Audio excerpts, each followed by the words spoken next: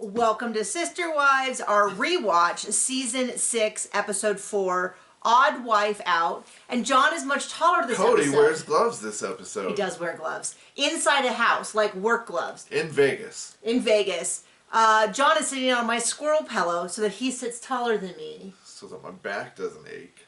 John old man. John can't sit on a really hard seat because it bothers his back. I almost gave Robin well, we'll get to a compliment. But, and then I snatched it away when I found out that it was not at all what it seemed. So we're still talking about the houses. There's still this big, they've made this artificial, we have to be in by Christmas. And one wife is in by Christmas. Three wives total are in close to Christmas. And one wife is not. And apparently that's going to continue next week. So they do the landscape walkthrough. They look at the trees. They look at this. Mary comments about how the lights are uneven. Yeah, she's got, I mean, it's kind of those things where you go, you know, she has every right to want to have things up to her standards. But then you also can't be surprised if that delays things. But they walk into Christine's house. She cries. She's so excited for the kitchen. She's all of that. And then after Christine tells her opinion, Robin steps in to share her 2 cents about how it feels, how Christine is feeling. I just roll my eyes. They're still working on financing. They're hoping to get into by Christmas. It's a really big deal. I mean, honestly, how would any of us idiots know anything unless Robin told us? I know, and you know, part of me just goes, if they get it the day before Christmas, I don't know, I guess I would kind of be like, I would be unbelievably happy anytime we've closed on a house or anything like that. It's unbelievably happy. I'm not undermining that. I don't necessarily know that I would want to move on Christmas Day. Do you really know you'll feel that way, or should Robin tell you how you feel? Yeah, let's ask Robin how I'd feel, because she could really explain it. So Mary makes this is going to be the first time that Robin's lived close to the family. She doesn't seem as excited as you would expect from Captain Polygamy over there. She actually doesn't seem, she's it's like... It's not like she's shoving toddlers away. Yeah. So, and then Mary makes a joke about how, you know, they're talking, because Mary's house is next to Robin's, about like, oh, that's how they're going to divide the yard. And someone says that there was a wall between us, and Mary goes, yes. Well, no, I think Robin says there's a wall between us, and Mary goes, yes, there is a wall between us. And it was sort of like a joke, but it was also kind of heavy with meaning, and I was like, what is that about? What is going on with that? But they don't really address it. Then they have a cut to a scene that says, oh, look at how gorgeous the sky is. And something in the coloring of it was rendered wrong. Like, the whole, like, it's like 8-bit graphics. Like, I mean, it really was from, like, you know, watching TV to watching... Like Doom. NES, the first generation. It was like a scene from Doom. The wall was all these weird colors. The sky was like neon highlighter yellow. And then it went back to the next scene and it was all normal again. And I was like, what just happened? I don't know what... Producers being artistic, I guess. It was like the old TV. I'm sure Robin told them to do that. I think it was just uploaded wrong, or our TV glitched. I just say that because it was so dumb. It was just really bizarre. If you watched that episode, tell me if you saw that as well, or if it was something just went... Is that your phone? Yeah. Crazy with our TV. So they're talking about moving. Aspen's like, I've made, you know, my mom and I made a list and we're just going to cross things off. And Aspen definitely seems a little in charge. Like she's like got the reins on this. They've moved quite a bit. Isabel's talking about how hard it's been to have Dad gone, but everybody wants Dad, so that's okay. Don't worry, it stays like that, so just get used to it. Because Then they cut over to Robin's house, and Robin has 3 Christmas trees right next to each other, all about 4.5, 5 feet tall, all the same height, identical. I'm like, what the blank is that? Is this what you're buying instead of financing the house? Like, what is going on? Well, somebody's got to spend all the money. It was so random to me. Maybe it was one for each kid. I don't know what was happening. It was so bizarre.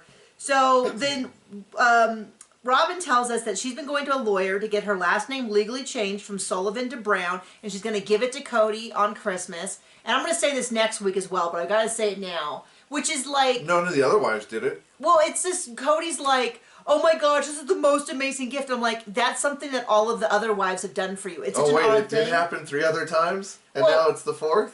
Well, what's weird about it is they've been married for 2 years. No, I know. I've known people who did not get their name changed because it's such a hassle. So, absolutely. But most people do. I did it.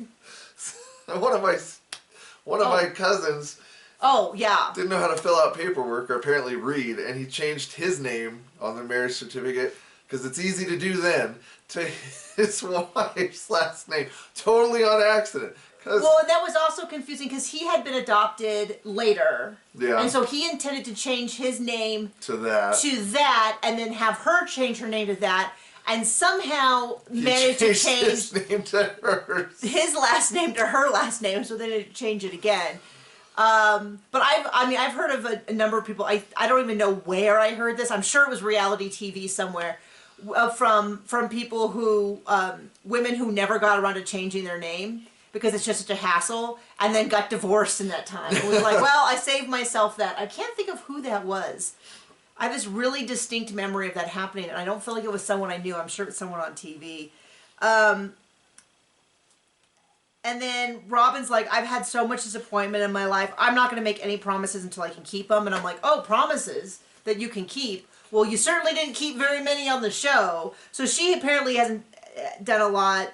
Janelle and Cody go and get a new bed, and he goes on and on about... It's funny, in this episode, he talks fondly about all of his wives. Almost like he tolerated them. Or even maybe, I don't know, liked or loved them.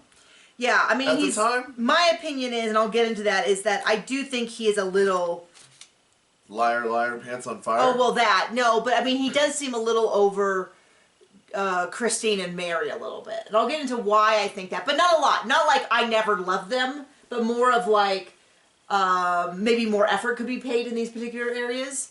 But they go out with Janelle to get a new bed because they have it looks like a king-size bed where it's like two mattresses that are sort of pushed together. And she's like, you know, we're always kind of falling in the middle and we can't sleep in the middle and all that. But he makes a big deal about how, well, we're very pragmatic, and when we're romantic, it's very, you know, uncomfortable and stuff like that. But it's funny because I've seen a lot of people say that they feel like Cody didn't really love Janelle or wasn't sexually attracted to her because of how he spoke. But I kind of feel like a lot of the ways that he describes his relationship with Janelle is how I describe my relationship with him. He's my best friend. There's no one in the world I'd want to spend time with.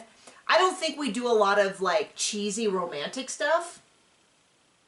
I especially, I think I've gotten softer as I've gotten older, but especially when we started dating, anything cheesy was like an ick, like a turn off, like anything too cheesy. What? Like what? Well, I know I tell a story about when I was 15, I had a boyfriend, or 14, I had a boyfriend who was 2 years older than me, and for my birthday he gave me a year of his life in little 1 hour coupons that I could do anything, you know, we could spend together, and I made a joke then about, can I use him to have you leave me alone? Yeah, we both need our separate time. Separate time. And I mean, we can do it in the same room as long as we're like not... Well, that was a big thing that we discovered is when we started dating, we were both like, we need a lot of separate time. I need my quiet time. You know, we're like, yeah, totally. And then we never needed it again because we found out that we could totally just be together and be on our phones or reading books or playing video games. And leave each other the hell alone for a while. And it didn't feel overwhelming with you. Like it's just very easy to get what I need with you present. Whereas other guys, especially guys that were, it was always with me, they're like a guy I was really into who kind of wasn't with me, or the reverse. And I guess we're balanced. But my point is that the way he's like, we're best friends, we're buddies.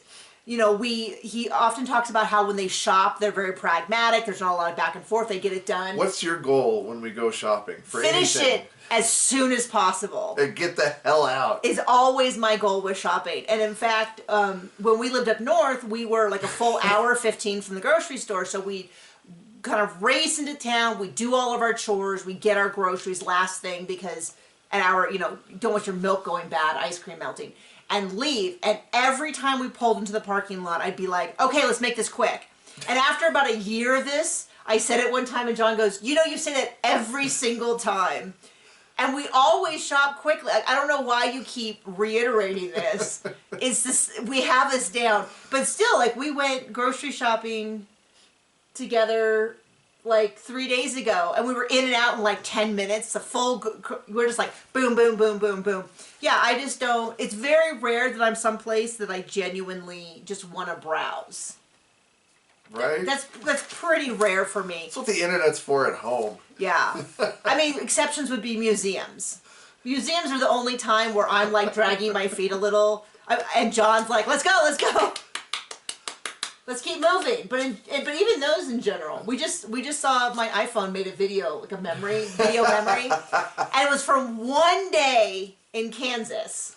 And in one 24-hour period, we saw something like a museum of the world, which was, it was sort of an eclectic museum. It had like a mummy, it had guns. It had an Egypt thing for the time. It had a bunch of costumes upstairs. It was very, very random. We saw that bunch of gems and minerals, which I love. And then the next day we went to a salt mine, which also had movie memorabilia because it was Bobby, what was the one with Will Ferrell? The NASCAR one. They had his costume. They keep a lot of stuff down there because it's the same temperature all the time, the same humidity. It's really great for preservation. A salt mine, and then across the street from the salt mine was the cosmonaut. Oh yeah, it like wasn't the a space cross, but it was close. Yeah. Yeah, it was like a kitty cross of the block, so to speak. It was the same area, it was in the middle of nowhere, but there was this big museum that had all this like. But that museum was by the college. The astronaut stuff. If you say so, I don't remember that. I say so. But all within 24 hours we saw that, so we must have been moving pretty quick to get through that. Okay, so they look at a new bed. They get I feel like a small bed. I feel like it was a full, rather than they downgraded from a king. That's speaking of John and I. We are definitely not like we're like shake hands before bed and then head to our separate wings of the bed, because neither one of us having a child who like constantly is touching me in his sleep, wanting to waking up and wanting to be cuddled and stuff. I've gotten better at it, but in general neither one of us want to be touched when we sleep. No dogs touching us, no nothing. Everybody's staying in their own quadrant. We're not cuddlers is the point. So I'm like, get a bigger bed. Get a bigger bed. If I can reach out and touch John, he's too close. So it's their 20th anniversary, so they get a new bedroom set for Christmas, anniversary, and birthdays. They do the final walkthrough of each of the houses. There's my sister wives' headquarters. And then she talks about how she's so excited to cook because now she can cook 4 things in the 2 ovens. And I still don't know the logic behind that. Because she's like, it's a convection oven. Well, when you're looking for logic in an empty head, you're going to be disappointed. Well, I just don't know. I mean, if they're at the same temperature, you can put things in the same oven. I don't think... This is where, some people who are... I've always just used an oven you set a number, you put the thing in, you take it out. But it's a convection oven, so according to Robin, it doesn't burn anything. It won't burn anything. I was a little confused what point she was getting at, and Cody just says... You're too beautiful to have to cook. And she said, well, I would cook for you if you weren't so picky. And I was like, well, no one came looking good out of that exchange. And then they talk about, this is the start of the family mission statement. This is where they talk about how last year the Dargers came, and the Dargers talked about stuff, and so now they want to be like the Dargers. So they get out a big board, all of the kids are there, all of the parents and stuff, and they're going to put down everything. And there's a bunch of questions like, who takes charge? Christine. Christine is running all this. I believe it was Garrison says a joke one about how we are at our best when we listen to Hunter or something. And McKelty says we are at our worst when we're together, which Christine was like, oh, McKelty. And anyway. And then there's lots of things like we're our best when we're faithful and prayerful. And we're at our worst when we're apart and stuff like that. Aspen says, in 30 years I would like, because one of the other questions was, in 30 years I'd like people to say this about our family. And she said that we were constantly stayed close. Well, the thing is, that's true for 80% of the family. Yep. They've stayed close. Except for the family that Robin carved out with a butcher knife. Cody says we didn't really have a plan at first. Mary and I, we just did this, and about 10, 15 years ago things were really difficult. all of that. So now we meet up and it's coming together that some of these houses, they really all want to be in by Christmas. And I said this several episodes ago, which is, to me, Let's put an arbitrary date so kids will definitely be disappointed. Well, it just also seems like Christmas is such a big holiday to try to do in the middle of moving. It seems like it's not... it's no Joe Smith birthday. So it just and then it also seemed like it was setting them up for failure in terms of, I feel like their best goal would be that we get our financing, period. But for some reason, they've really locked in on Christmas. Mona is there talking to everyone. Oh, Mona. And Mona's being pretty honest about the fact... that Mary is not going to get it by Christmas, so deal. Janelle and Cody are set. They can go right away. They can do it. Here are the keys. Robin is coming up next, and then Christine is also. So the words were, Christine is cleared to close. They're waiting for docs. Robin is ready the next day. Mary is not looking. Mary's child, who now goes by Leon, Leon is really upset about this. And in fact, in a way that makes me feel a little bit eye-rolly, because... I mean, it's almost like they're a kid and has no idea how purchasing anything major works. Well, they are 17? Yeah, well... And so it's very much, the attitude is very much this. There's the house, why can't we move in? And it's like, because you legally don't own it yet. Like, I'm not feeling a ton of sympathy. Now, my question is, well, one of the things that Mary says is, well, I was supposed to be the first to move in, and now I'm the last. And I'm like, wait, like, did you tip your hand too much? And I think she might have said, Robin and I, it just seemed weird. And what I wonder is, Christine and Janelle turned in their paperwork first. Robin and Mary were behind. Cody specifically asked for them to start on Robin's side. So my guess is that Cody was helping Robin, but kind of left Mary to her own devices to kind of get some of this. It's not super clear. It does seem Mary's not good at paperwork, but she is good at picking apart lamps that aren't even and you know what? Here's a fireplace thing that she says is off. Looked straight to me, but... If she wants that, and that's a high priority, she has a right to do that. She's paying a lot of money for that house. But you know what I think But then you can't be surprised. Getting your paperwork together and turning it in as early as possible. Yeah, I mean, so a lot of it was sort of like, I wish there was more discussion on things like, why are Mary and Robin's first? Why did they pick to do Robin's first if Janelle has the... You mean, like, there's a lot of questions that are left unanswered.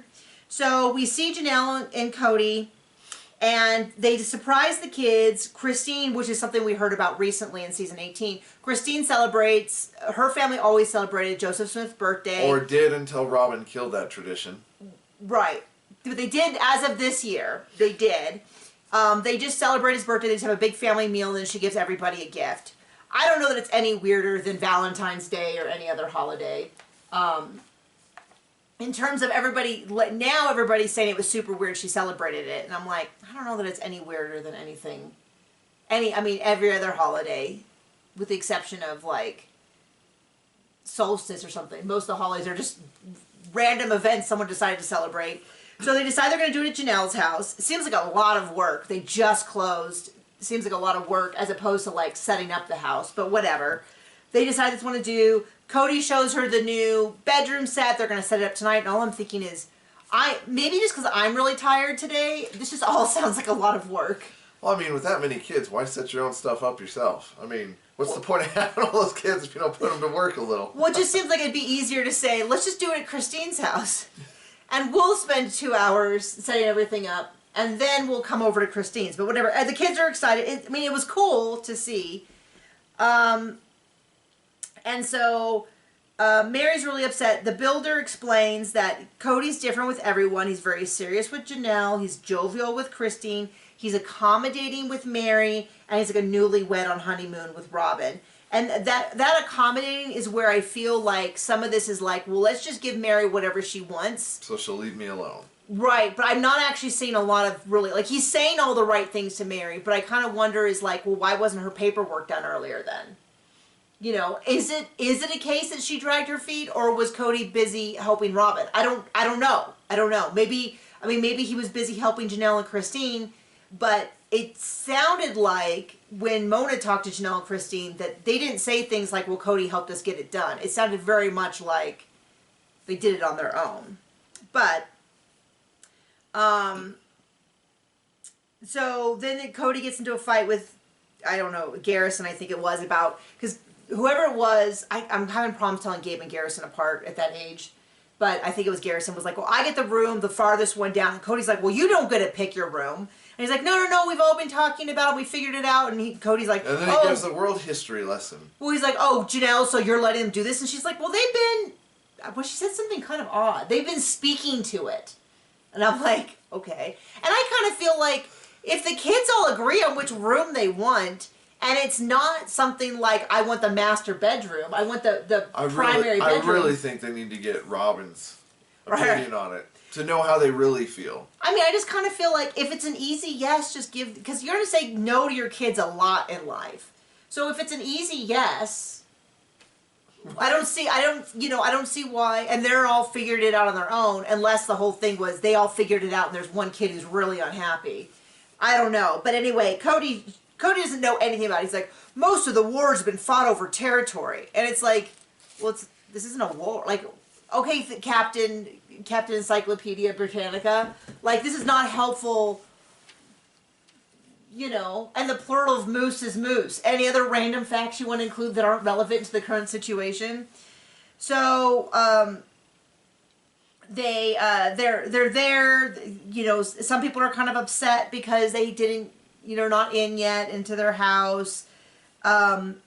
We have, Christine gives a gift to everyone, and I kind of laugh because I called it like horoscope, Mormon horoscopes, because it's like a name definition. She took their name and their birth date and then wrote out this thing about who they were.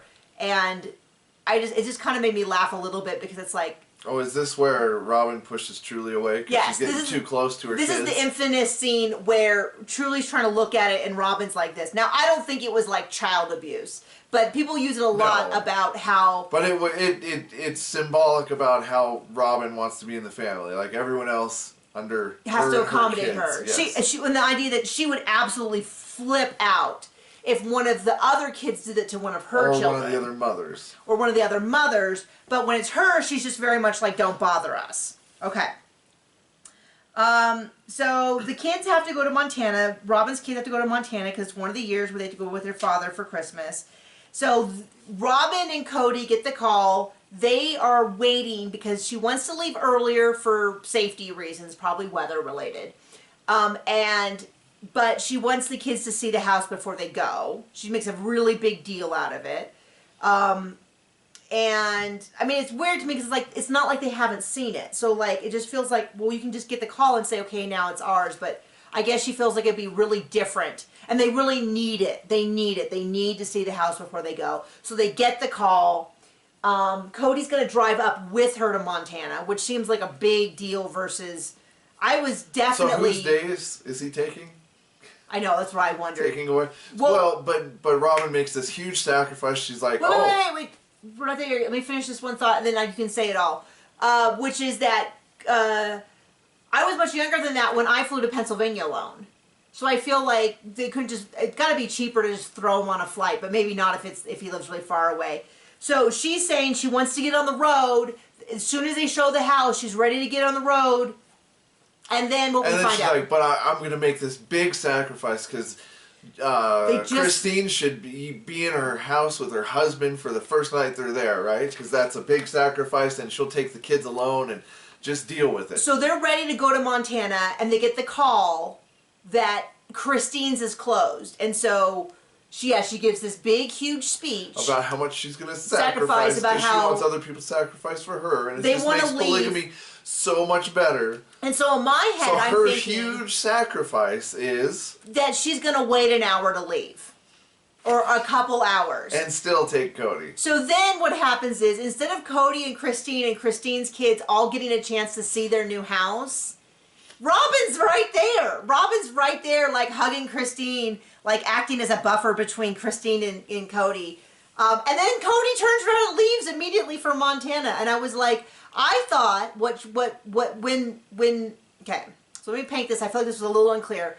Cody and Robin get the keys to the house. They show her kids they're supposed to leave. They get the call about Christine.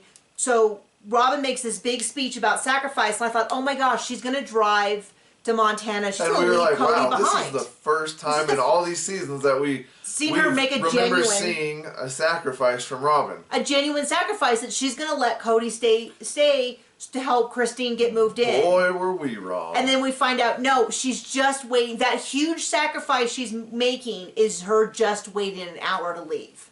An hour or two to leave. Probably just long enough.